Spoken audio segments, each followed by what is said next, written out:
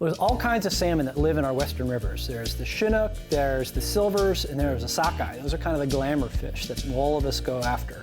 But this here's a pink. Think of a pink salmon like a trout and not like a salmon. If you do that, it'll put you in the right mindset to get a nice, perfect, crispy fish, which is what I'm gonna cook right here. You always wanna season it. Just a little bit of salt on both sides.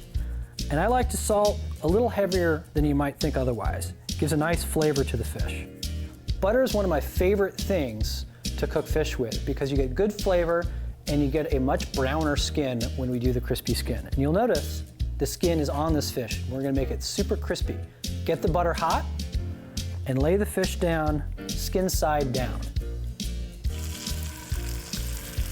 You take a spatula, press down, and hold it for about 30 seconds. Now once you press this down for about 30 seconds, it'll hold, and you'll have a nice good contact between the skin and the pan. Depending on how thick the fish is, it'll take anywhere from between 3 minutes to up to 8 or even 10 minutes. We're never gonna flip this fish. That's the trick on how to cook perfect salmon. Let this cook for a few minutes and then we're gonna baste it. This is where you get all your control.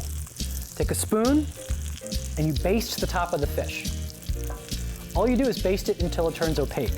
Tip the pan and spoon the butter over. See, this is a pink salmon, so it's not gonna stay orange like a regular salmon. It's gonna turn white, much more like a trout. When do you flip it? You don't. When is it done? You test. You use the spatula and just try to pick it up. If it picks up clean, it's ready. If it's not, let it cook. You use your 2 fingers to steady it. And there you go. Perfect crispy skin, like a cracker. All it needs now is a little bit of lemon. You can use lemon, you can use lime, you can use a little vinegar, but just a nice squeeze.